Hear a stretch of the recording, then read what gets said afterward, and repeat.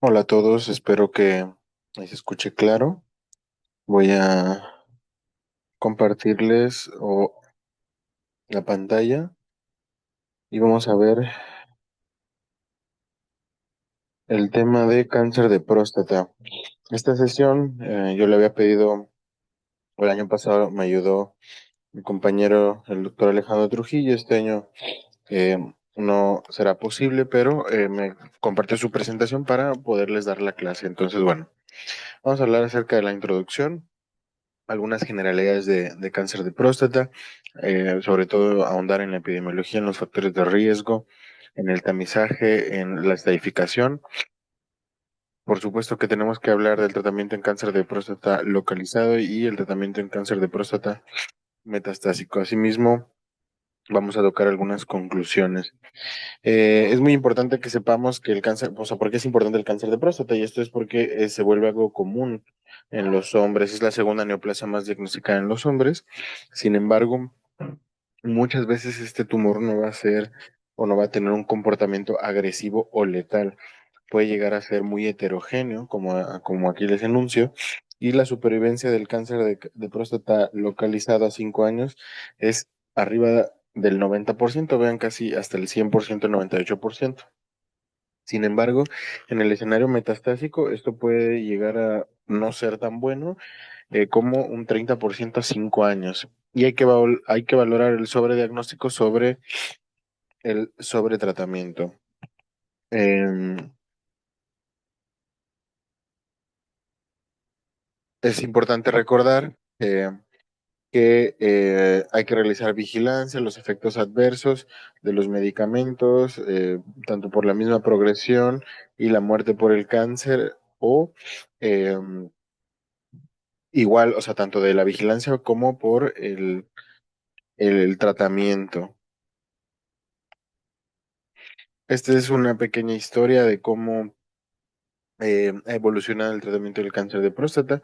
Comienza más o menos en los años 1853, donde se describe esta patología a nivel histopatológico, y se caracteriza de manera formal como entidad. Sin embargo, es hasta 1940 que Charles Huggins es considerado el padre de la hormonoterapia. Él descubre que el tratar con dosis altas de hormonas estrogénicas a estos pacientes puede llegar a haber una disminución de la fosfatasa alcalina, lo cual en los pacientes presentan alivio de los síntomas de las metástasis en hueso, lo cual pues pudiera o fue el primordio para empezar a tratar esta enfermedad de manera hormonal. Posteriormente, bueno, llega en 1979 el antígeno prostático, que actualmente es de mucha utilidad clínica y tanto de respuesta a tratamiento. Y vemos que a partir de la década de los 90 y de los 2000 pues comienza a formalizarse el tratamiento antiestrogénico del cáncer, perdón, antihormonal del cáncer de próstata, con los antagonistas del LHRH, y la quimioterapia como es los taxanos. Aquí les muestro el docetaxel, el cabazitaxel y más recientemente los antiandrógenos de nueva generación. La próstata tiene,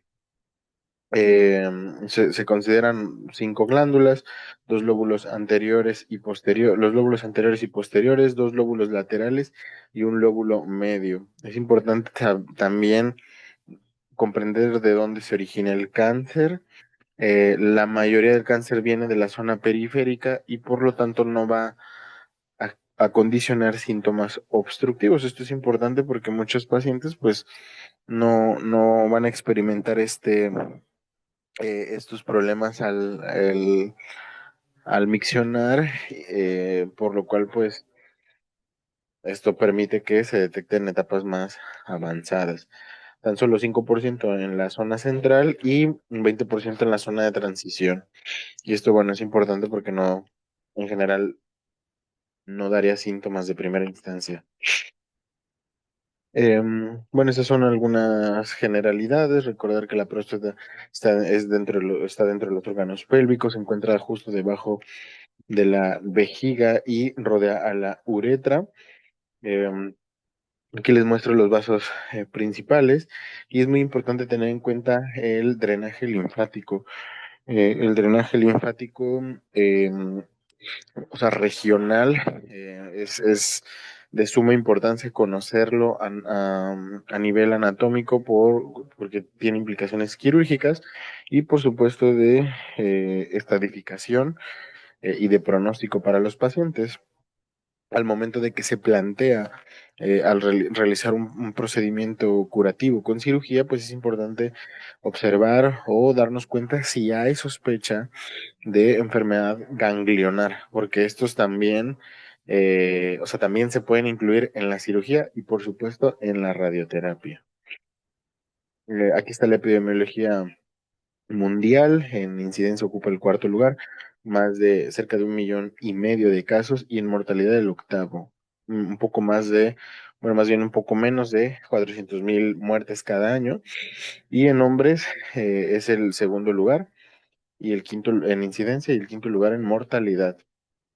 Como vemos, aquí en México, perdón, esta es la estadística a nivel del mundo, donde el 80% de los tumores se diagnostican en etapas localizadas. Esto es relevante, un 15% en enfermedad locorregional, es decir, que es una enfermedad más extensa que puede afectar o no los ganglios, y un 5% de enfermedad metastásica, principalmente al hueso. Sin embargo, en México es al revés, tenemos una presentación metastásica hasta en el 50-60% y la supervivencia en cáncer localizado es excelente, vean hasta arriba del 90%, en localmente avanzado, bueno, puede ser variable, se mantiene arriba del 50% entre 60 y 80 y en la enfermedad metastásica aquí ya es cuando cae debajo del 50%. En México es el primer lugar de incidencia por cáncer. Vean que hay casi 26,000 casos y el número de muertes ocupa el segundo lugar. Y esta es la tasa de mortalidad con respecto a los años. Y esto se ha visto que ha ido en aumento, por lo cual pues debe ser algo que nos llame la atención o que nos haga interesarnos, porque es un problema que va a ser cada vez más frecuente. Hay algunas campañas de detección, como el programa Opus, se basa en la determinación de tacto rectal, incluye la toma de biopsias ante la sospecha y bueno, con esto se ha podido localizar hasta 67% de casos metastásicos y un tercio de estos casos localizados. Y pues bueno, hay un poco más de pacientes que se diagnostican, o más bien a más pacientes se diagnostican en etapas localizadas con la implementación de este programa. Bueno, aquí de acuerdo a este registro del instituto, bueno, em, se reportaron 1,290 casos del año 2004 al 2013 con una media de diagnóstico de 67. Aquí les muestro las características generales. ¿Cuáles son los factores de riesgo? Bueno, hay factores de riesgo no modificables como son la edad en años, la raza étnica y la historia familiar. Los modificables están las enfermedades de transmisión sexual, el alcoholismo, la obesidad, en realizar la vasectomía, el tabaquismo y la dieta. Es importante porque también hay un componente o el cáncer de próstata puede deberse a factores hereditarios y aquí eh, ya esto, bueno, a lo largo de la historia se ha, digamos que desarrollado de manera paralela el desarrollo de la genética y se ha fusionado con nuestro entendimiento actual del cáncer. Actualmente los genes más importantes relacionados con el cáncer son los genes, así como en mama, los genes BRCA1 y BRCA2. Sin embargo, hay otros de interés, como son el CHEK2, el PALB2 y el ATM. Esto es importante porque nos permite eh, buscarlos y entender, entender qué pacientes se pueden beneficiar de terapias dirigidas y por supuesto de un asesoramiento genético. Con respecto a los genes asociados a cáncer hereditario, pues bueno, eh, la mayoría son estos de BRCA, pero todavía se desconocen, nos estima que la mayoría de los genes se desconocen. En general van todos asociados a buscar la alteración en el mismatch repair, eh, y estos genes de recombinación homóloga. Vean, aquí les muestro el riesgo relativo para padecer cáncer de próstata de cada uno de estos. Y bueno, aquí un estudio de América Latina donde les muestro que la prevalencia de estas alteraciones en México puede llegar a rondar el 6%. La mayoría vienen de alteraciones somáticas que se buscan directamente en el tumor y un poco menos, el 9% vienen de alteraciones germinales. El tamizaje, este es un tema muy importante. Actualmente, bueno, se tiene que hacer en pacientes asintomáticos, algún paciente que llega a tener puede llegar a tener disfunción eréctil, la retención de orina, el dolor y hematuria, síntomas urinarios bajos. Se procede a realizar un tacto rectal, donde hasta 18% de los casos que tengan un tacto rectal anormal corresponden con un cáncer de próstata y pues realizar un antígeno prostático que tiene un valor predictivo positivo pues bajo, vean hasta del 30%, y que puede estar presente el cáncer de próstata a pesar de que el antígeno sea normal. Entonces, bueno, qué es el antígeno prostático? Es una enzima de serina proteasa producida por el epitelio columnar y se miden habitualmente la P libre y la porción total o la cantidad total del AP. Y se han establecido puntos de corte. En general, el punto de corte vigente es el 3. Arriba de 3 es donde se sugiere que hay un riesgo más importante de tener cáncer de próstata, que supera el 20%. Sin embargo, hay una zona gris entre 1 y 3, en donde se mantiene entre 10 y 20%. Esto es importante tenerlo en mente. Y cuando estamos evaluando a cualquier paciente, sin embargo, pues entre más bajo es mejor. ¿Qué cosas pueden modificar el antígeno prostático que no son cáncer? Pues una infección, por lo cual hay que esperar hasta 8 semanas para repetir el antígeno, que se haya realizado una biopsia por algún otro motivo, que estos pacientes hayan ido a una instrumentación de la vía urinaria o que tengan RAO, que es retención aguda de orina. Incluso un proceso de eyaculación, pues va a elevar el antígeno, el ejercicio y algunos medicamentos. Pues el screening que está recomendado de manera diferente por diferentes sociedades. En general, no se recomienda a menores de 40 años por la baja incidencia y se puede iniciar a partir de los 40 en pacientes de alto riesgo. Pacientes que que sean portadores de mutaciones en BRCA2, BRCA1, eh, PALB2 y ATM pueden llegar a ser, o pacientes que tengan una historia familiar este, eh, de cáncer de próstata. En el riesgo bajo y mediano, pues a partir de los 45 y cada 2 años, y no se recomienda hacerlo más allá de los 75 años, o cuando se tiene una esperanza de vida de menos de 10 años. Ahora, ¿tiene sentido? Bueno, esto ha sido controversial. Eh, Aquí les muestro estas categorías. Bueno, aquí se utiliza el punto de corte de 4 a 10 y de más de 10, y esto nos da un riesgo para padecer cáncer de próstata. Eh, con el tamizaje del cáncer prostático nos da para cualquier riesgo de cualquier estadio de cáncer de próstata, vean, aumenta el 23%. Eh, Sin embargo, pues bueno, se queda muy cerca de la unidad. Para estadio localizado, igual el riesgo es 1,34, pero vean, se queda muy cerca de no. aportar un beneficio y en cáncer localizado, incluso el riesgo relativo eh, disminuye, por lo cual se busca disminuir la mortalidad específica en la etapa 4. Sin embargo, esto no se traduce en una mortalidad o en una mejoría de la mortalidad global o de la calidad de vida.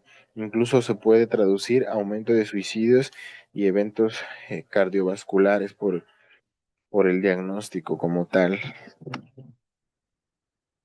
Entonces, ¿qué desventaja de un tamizaje universal? Pues es órgano específico, pero no cáncer específico.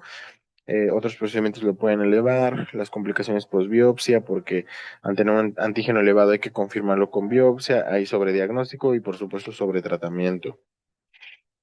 Para realizar el número necesario a tratar para beneficiar a un paciente o salvar una vida más bien, o prevenir una muerte, pues vean, los números necesarios a tratar en pulmón son 320. En cáncer de próstata sube hasta 570, lo cual es bastante alto. En mama se queda en 601 y en colorectal en 688, por lo cual, pues bueno, tendremos que considerarlo. Y aquí está este modelo de riesgo para cáncer de próstata en México, el cual se basa en un estudio retrospectivo de 828 pacientes en el INCAN.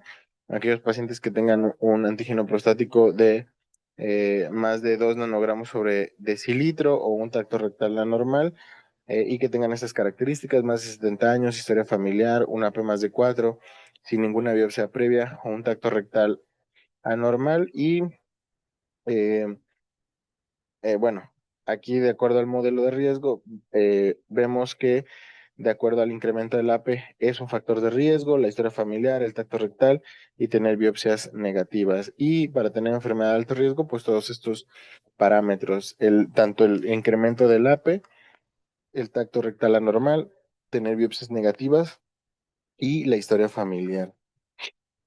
¿Cómo se estadifica? Bueno, pues tenemos la clasificación de TNM, que aquí se basa en la extensión que puede llegar a tener el tumor, el sistema de los ganglios, bueno, el sistema de N con base en la extensión a los ganglios, y la M que es con referencia a metástasis. En el sistema de estadificación de Gleason, o más bien el sistema eh, sí, de graduación, vamos a decirlo, nuclear de Gleason, pues es un score histológico en el cual se establecen los dos patrones más frecuentes y consisten en una suma. Realmente, por ejemplo, los pacientes de un Gleason muy bajo, es decir, pacientes con 3 más 3, pues son básicamente pacientes que tienen tejido normal. A partir del 7 es donde ya se identifica donde se es más evidente poder observar estas glándulas que están desdiferenciadas, y puede ser 3 más 4, 4 más 3. El 8 9 ya estamos hablando, eh, perdón, el 8 estamos hablando de un riesgo alto, y ya el 9 10 es un grado muy alto. De hecho, aquí correlaciona eh, con la clasificación del ISUP, y el ISUP justo, o sea, perdón, no hay un grado muy alto, sino que lo estratifica en 3 categorías de riesgo: en el riesgo bajo, en el riesgo intermedio y en el riesgo alto. Bueno, ¿qué hacemos con la enfermedad de riesgo de acuerdo a la NCCN? Pues bueno, se tienen que considerar varios factores. En general, vean, es un poco problemático porque están los pacientes de muy bajo riesgo, de riesgo intermedio, de riesgo alto y de riesgo muy alto. Entonces, aquí la cosa es, bueno, esto no se lo tienen que aprender, pero vean que considera, por ejemplo, el estado de Gleason, la extensión del tamaño tumoral y el valor del APE. Y con esto, de acuerdo a cómo cambien, pues vamos definiendo categorías de riesgo. Y así como ven, y esto no lo podemos llevar a la toma de decisiones. No es necesario que se aprendan en estricto sentido cada uno, solamente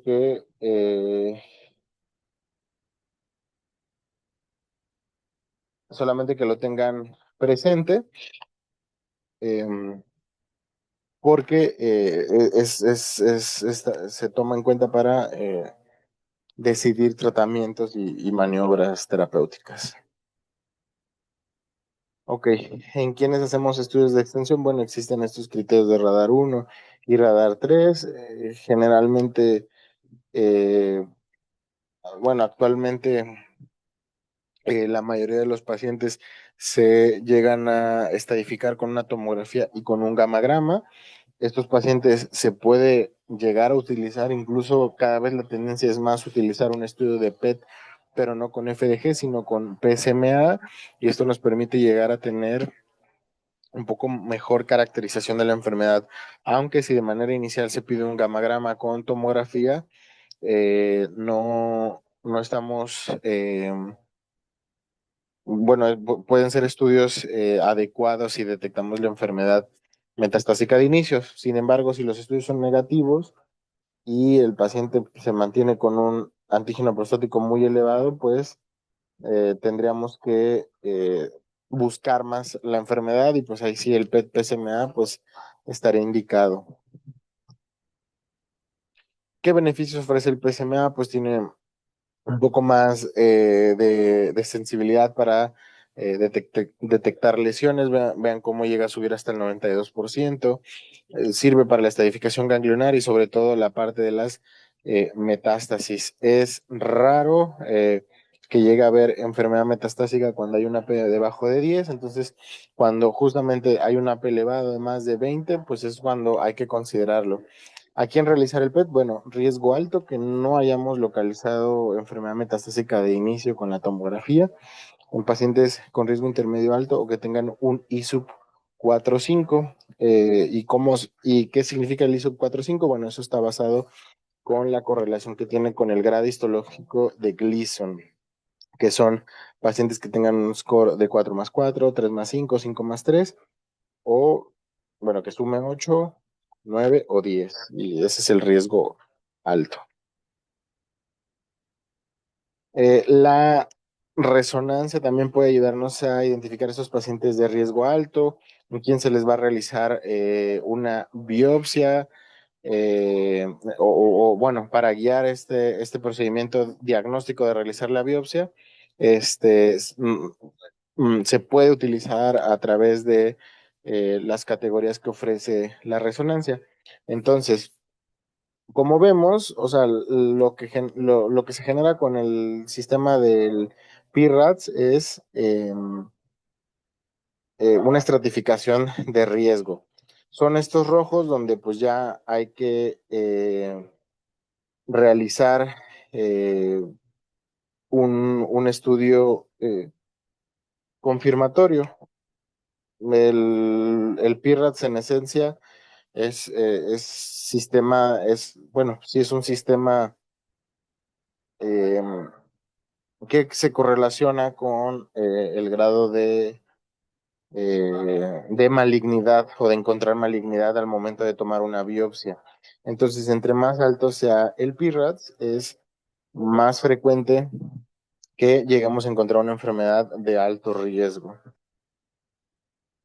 ¿Cómo se trata el cáncer de próstata localizado? Bueno, esta es la historia natural. Esta diapositiva es muy bonita. Vean, les voy a leer. Dice, hay una buena atención médica. Una buena atención médica consiste en evaluar a los pacientes con recaída bioquímica con imágenes convencionales periódicas y postergar la terapia de reemplazo hormonal hasta que un cáncer de próstata, hasta que se presente un cáncer de próstata metacrónico y metastásico. Hay dos extremos, un paciente de 55 años sin enfermedades crónicas con cáncer sincrónico y de alto volumen, es decir, un paciente que joven metastásico, y hay un paciente de 82 años con falla cardíaca crónica y enfermedad coronaria con dos lesiones óseas, después de 10 años de la prostatectomía. Esos son pacientes habitualmente que son diferentes. ¿Y qué quiere explicar esto? Que la biología tumoral eh,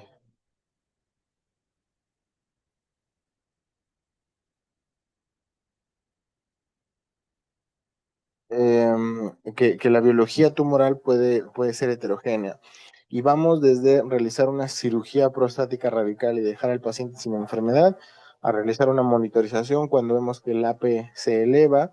Habitualmente esto revela la presencia de metástasis que pueden ser eh, determinadas o encontradas en el estudio de imagen o puede ser que no. De acuerdo a esto lo trataremos y hasta que posteriormente, desafortunadamente, el paciente fallece. Em, el tratamiento de la enfermedad de muy bajo riesgo pues, se puede basar en una estrategia solamente de observación, porque son pacientes que probablemente no vayan a morir por cáncer de próstata y como ven, la prostatectomía está asociada a complicaciones como incontinencia y disfunción eréctil. Esto es muy importante tenerlo en mente. El tratamiento localizado eh, de riesgo intermedio, pues aquí sí es un ejemplo donde todas las opciones pueden llegar a ser válidas. Por un lado, tenemos la cirugía y la radioterapia. Entonces, si el paciente tiene una esperanza de vida mayor a los 10 años, por lo general somos más radicales y por lo tanto este paciente preferimos operarle y hacer una estrategia de radioterapia adyuvante. Sin embargo, si el paciente se espera que tenga una esperanza de vida de menos de 10 años, puede llegar a ser suficiente solamente realizar una radioterapia externa o incluso la vigilancia. Para eso nos basamos en nomogramas que nos permiten detectar la presencia de enfermedad extraprostática y utilizar la terapia de supresión androgénica. Recordar siempre que el beneficio absoluto puede llegar a ser hasta solo del 3,2% y por supuesto cuidar las comorbilidades. El tratamiento del cáncer de próstata localizado de riesgo alto y muy alto, pues aquí no hay duda que hay que hacer algo y habitualmente vamos a hacer eh, una cirugía, una prostatectomía con la linfadenectomía. Realmente hay criterios más finos o más específicos para decidir entre realizar radioterapia u operar un paciente, pero es algo que se tiene que considerar. En estos pacientes incluso se puede llegar a hacer una neoadyuvancia con taxano, con el docetaxel. ¿Qué esperamos o qué objetivos debemos tener con la prostatectomía?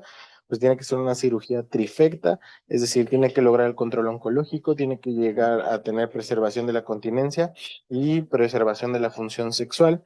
Y ya hemos evolucionado en este pensamiento y también nos ha importado agregar dos objetivos, es decir, que no debe de tener complicaciones y debe de lograr los márgenes negativos. Siempre muy importante el control oncológico, la preservación de la continencia y sobre todo la función sexual. Esto es muy importante que lo tengan presente. Puede llegar a ser pregunta de examen.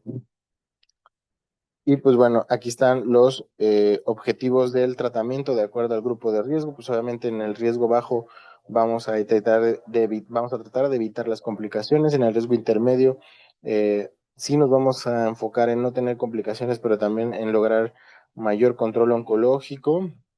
Y cuando es un riesgo alto, pues obviamente el riesgo oncológico se prioriza, aunque siempre se sigue manteniendo el no llegar a tener este, llegar a tener em, deterioro eh, en la función sexual. Es importante recordar que todo esto se da en una población más allá de los 50 años. Aquí en México, la prevalencia de diabetes, de hipertensión en hombres de 60 años, vean cómo puede llegar a ser tan arriba, o sea, de uno de cada tres o incluso más de 2/3 de los pacientes el sobrepeso y la obesidad. Por lo tanto, es muy importante porque considerar todas estas condiciones cuando vamos a dar un tratamiento. La terapia de privación endogénica lo que genera es justamente eh, um, um, empeoramiento de la salud cardiovascular, el perfil metabólico y por supuesto de la presión arterial. Esto es importante justamente por el tipo de tratamiento de la deprivación androgénica. eh, bueno, aumenta el riesgo cardiovascular, por lo tanto, se deben de atender estas condiciones y no dejar al paciente a libre evolución porque probablemente vayamos a tener complicaciones.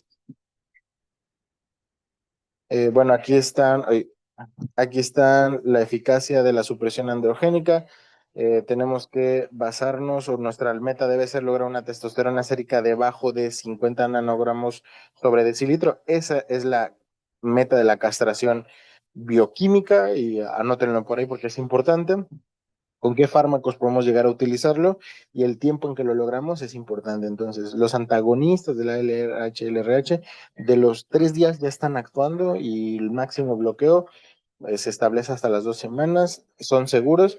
El problema es que son costosos y pueden llegar a tener reacción local en el momento de ponerlos. Los agonistas de la LH-RH empiezan a tener efecto a partir de las 2 semanas, tienen una sencilla aplicación y estos pueden llegar a tener mayor efecto cardiovascular o este efecto de flare, aunque clínicamente no es muy notorio, sí hay que tenerlo en cuenta. Y la orquiectomía bilateral funciona de 6 a 12 horas, es más económico cuando no podemos y logra una castración rápida, cuando no tenemos acceso a medicamentos puede llegar a ser una opción, pero por supuesto que condicionan problemas psicológicos como desventaja.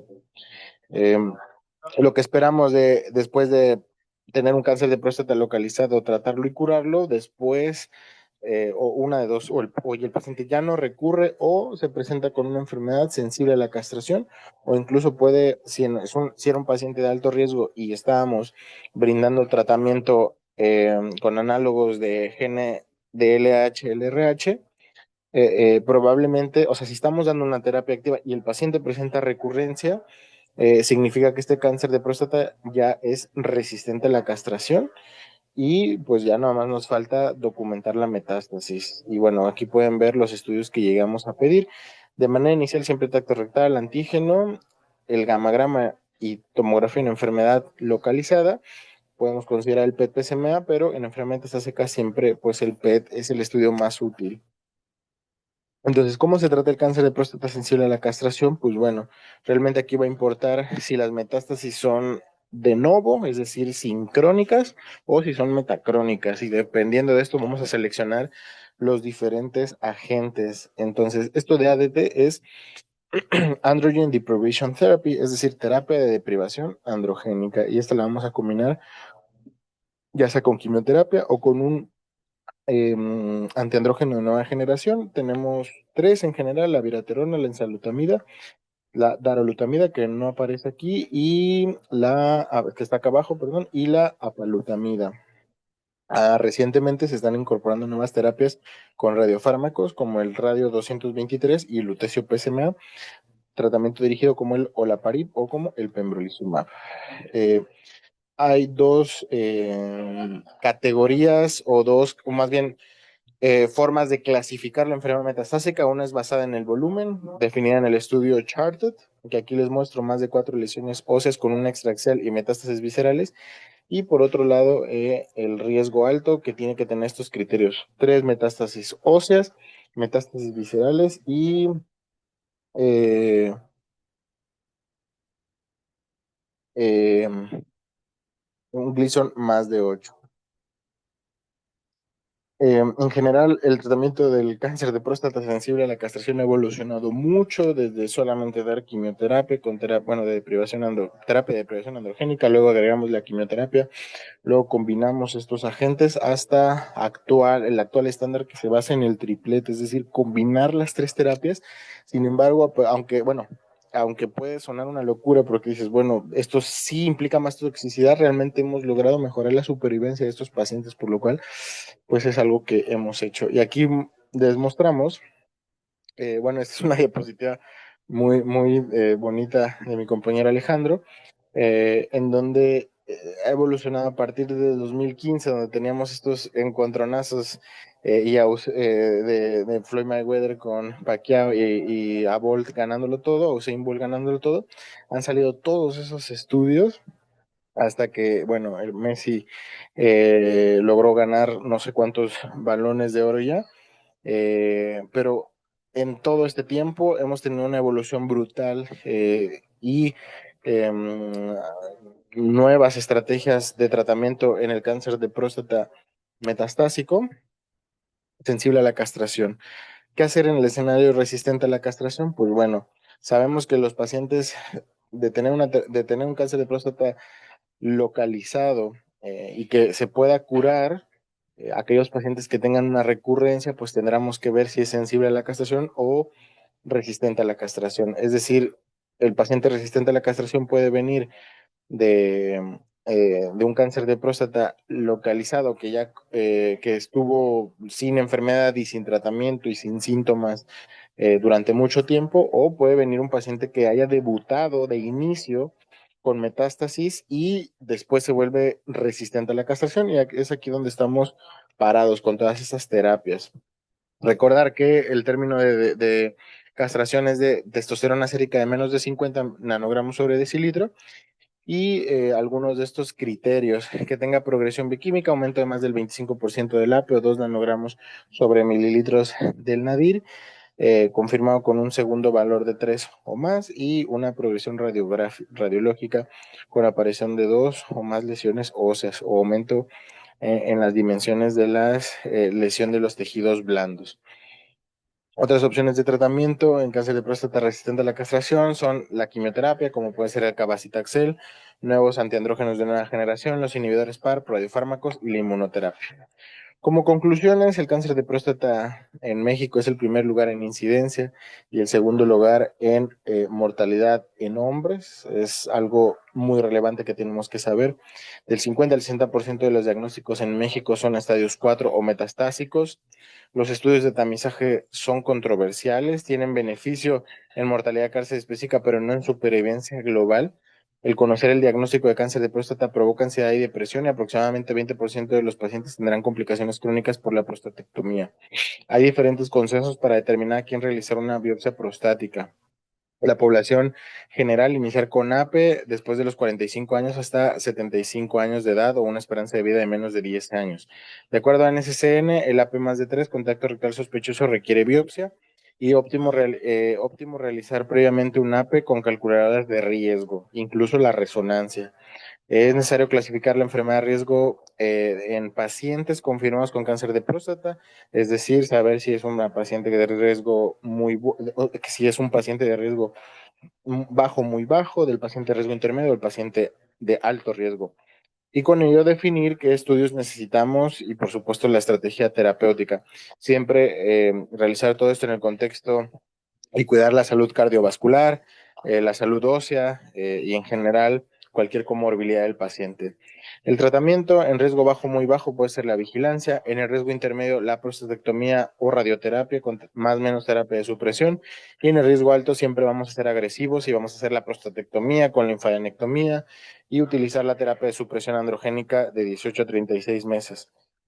En pacientes con cáncer de próstata sensible a la castración metastásico, hay que definir si se trata de alto riesgo y alto volumen para dar un triplete. Y el primer paso de estos pacientes siempre es iniciar la terapia de supresión androgénica. El tratamiento de cáncer de próstata sensible a la castración se basa en alargar el tiempo de la resistencia a la castración, y lo mejor es ofrecer un triplete con mejoría en supervivencia global. Asimismo, también el tratamiento en cáncer de próstata resistente a la castración pues se encuentra en evolución con la llegada de nuevos medicamentos, nuevas estrategias, radiofármacos, etcétera. Y el beneficio en supervivencia global suele ser menor a los 3 años. Y eso sería todo. Recuerden que el dedo es importante.